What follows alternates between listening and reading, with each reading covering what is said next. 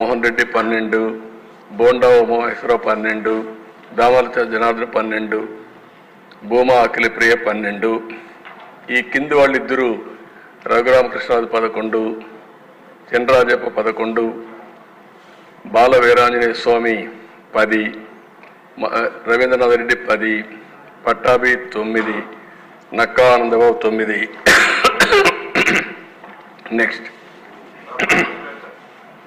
అదే మరి బీసీ జనార్దన్ రెడ్డి 9, తెనాలి శ్రవణ్ కుమార్ 8, అదే నారాయణ 8, ఆదిరెడ్డి శ్రీనివాస్ 8, కొల్లిపూడి శ్రీనివాస్ 8, గొట్టిపాటి రవికుమార్ 7, ఎర్లగడ్డ వెంకట్రావు 7, వంగలపూటి అనిత నుంచి 6, సుభాష్ 6, నల్లారి కిషోర్ కుమార్ రెడ్డి 6, కందన దుర్గేష్ 6, ఎడపత్ని శ్రీనివాసరావు 5, బ్రహ్మారెడ్డి 5, అదే మరి రాంప్రసాద్ రెడ్డి 5, ఆదినారాయణ రెడ్డి 4, సత్యనారాయణమూర్తి 4, రామకృష్ణ బాబు 4, శ్రవణ్ కుమార్ జడా 4, కోటంరెడ్డి శ్రీధర్ రెడ్డి 3, పల్లా శ్రీనివాస్ 3, పవన్ కళ్యాణ్ గారు అక్కడ 7 వచ్చాయి, ఇక్కడ 3 అంటున్నారు కదా, 2 ట్యాలీ చేసుకోవాలి, రిజిస్టర్ చేసిన ఎన్ని ఉన్నాయని.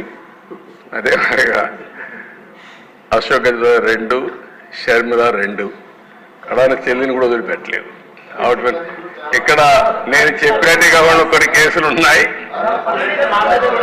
మీ మీద ఉన్నాయి.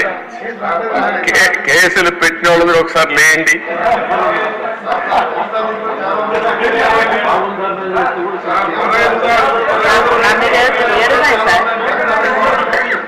చూసారా దేశ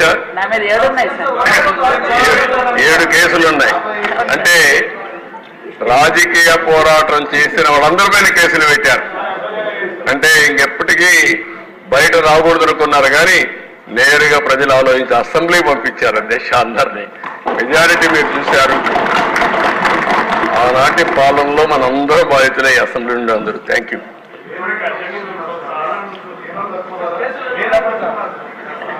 నెక్స్ట్ మీ ఇంట్లో నారాయణ గారు చెప్పినట్టు ఇది నేను చెప్పింది వాళ్ళ పేర్లే ఎక్కువ టైం అవుతుంది చెప్పలేకపోయాను, కానీ ఇంట్లో ఉంటే మన పెళ్ళిళ్ళు పిలిచేవాళ్ళం కుటుంబ సమేతంగా. ఇప్పుడు కుటుంబ పరివారం అందరిపైన కేసులు పెట్టారు. సపరివారం అందరి మీద ఒకరిద్దరు కాకుండా అందరిపైన కేసులు.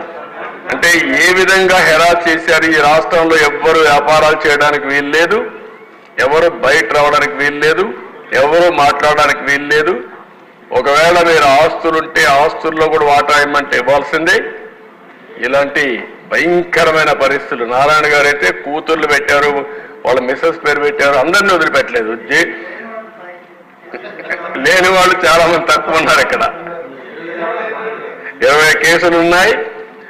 అల్లుణ్ణి, కూతుర్ని, భార్యని అందరినీ సిబిసిఐడి తీసుకొచ్చి ఎక్కడికక్కడ ఎంక్వైరీ మీద ఎంక్వైరీ ఎన్ని చేయాలని చేసే పరిస్థితికి వచ్చారు.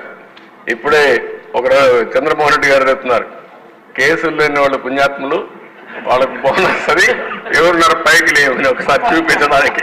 కేసులు లేని వాళ్ళు అదృష్టవంతుల వాళ్ళు. చూసారా దేశ కేసులు లేని వాళ్ళు వీళ్ళు మాత్రం మెజారిటీ బాధితులు. Okay, thank you.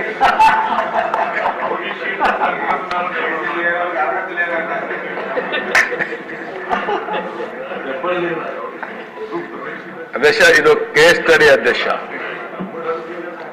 అంగళ్ళు, ఇది తంబళపల్లి నియోజకవర్గం, పొంగునూరు 2, ఇది ఒక కేస్ స్టడీ. నేను ఈ రాష్ట్రంలో ఇరిగేషన్ ప్రాజెక్టులు నిర్వీర్యం చేశారు, అవినీతి విచ్చలవిడిగా పెరిగిపోయిందని 10 రోజులు కార్యక్రమం పెట్టుకొని రాష్ట్రం మొత్తం ప్రజా చైతన్యం కోసం బయలుదేరారు.